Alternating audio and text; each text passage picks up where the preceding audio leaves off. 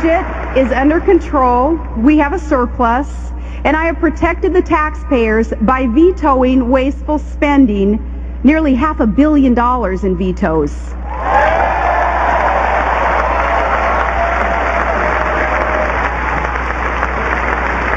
We suspended the state fuel tax and championed reform to end the abuses of earmark spending by Congress. I told the Congress, thanks but no thanks on that bridge to nowhere. If our state wanted to build a bridge, we were going to build it ourselves. When oil and gas prices went up dramatically and filled up the state treasury, I sent a large share of that revenue back where it belonged, directly to the people of Alaska.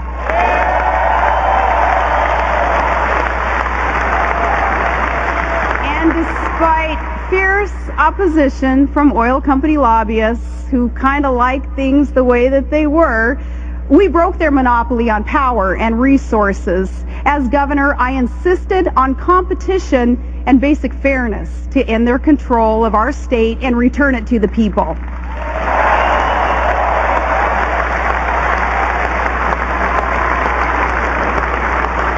I fought to bring about the largest private sector infrastructure project in North American history. And when that deal was struck, we began a nearly $40 billion natural gas pipeline to help lead America to energy independence.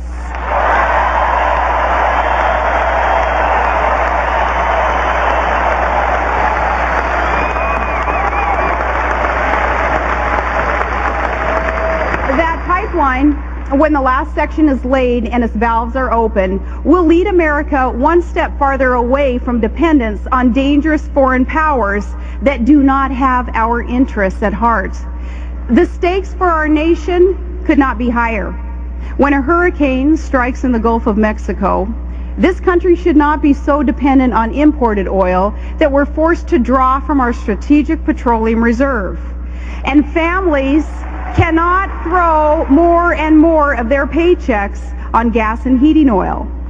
With Russia wanting to control a vital pipeline in the Caucasus and to divide and intimidate our European allies by using energy as a weapon, we cannot leave ourselves at the mercy of foreign suppliers.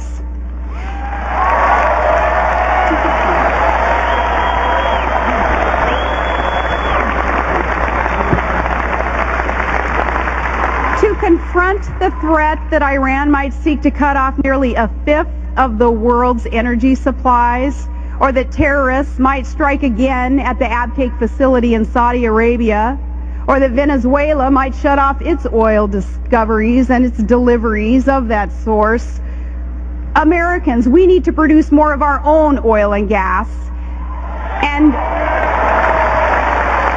take it from a gal who knows the North Slope of Alaska. We've got lots of both.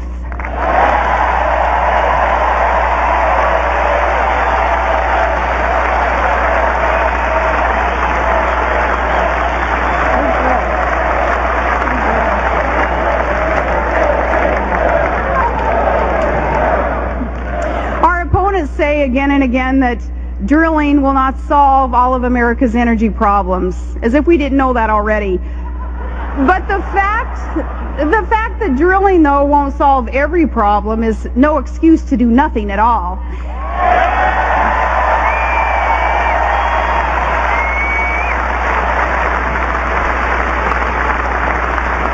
Starting in January, in a McCain-Palin administration, we're going to lay more pipelines and build more nuclear plants and create jobs with clean coal and move forward on solar, wind, geothermal, and other alternative sources.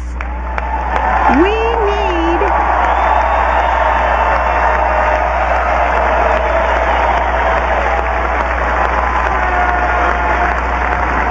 American sources of resources. We need American energy brought to you by American ingenuity and produced by American workers.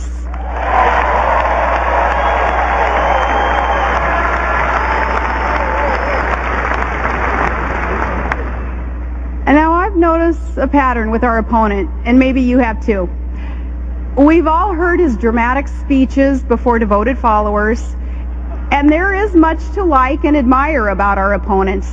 But listening to him speak, it's easy to forget that this is a man who has authored 2 memoirs, but not a single major law or even a reform, not even in the state Senate.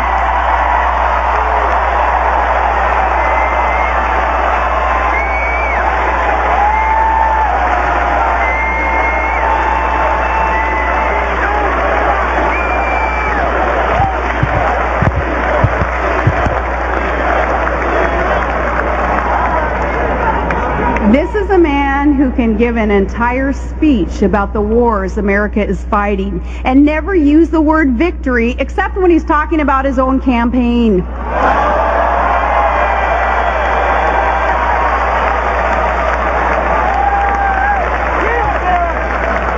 But when the cloud of rhetoric has passed, when the roar of the crowd fades away, when the stadium lights go out, and those styrofoam Greek columns are hauled back to some studio lot,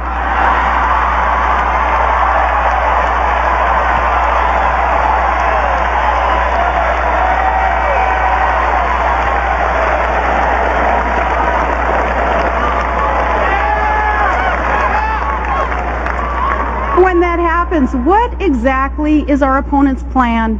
What does he actually seek to accomplish after he's done turning back the waters and healing the planet? The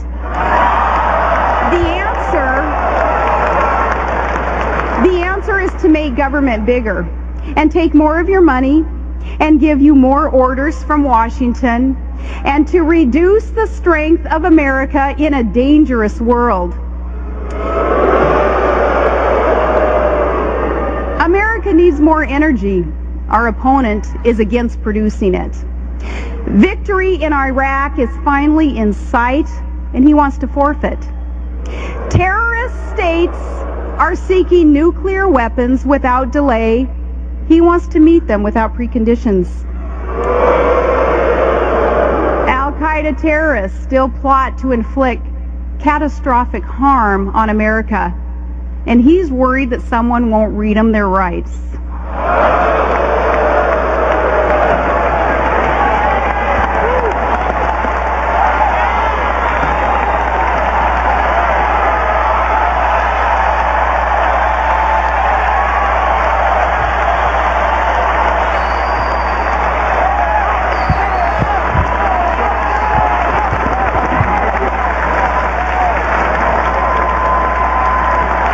Government is too big.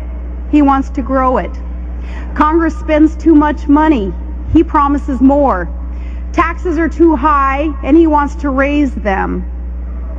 His tax increases are the fine print in his economic plan. And let me be specific.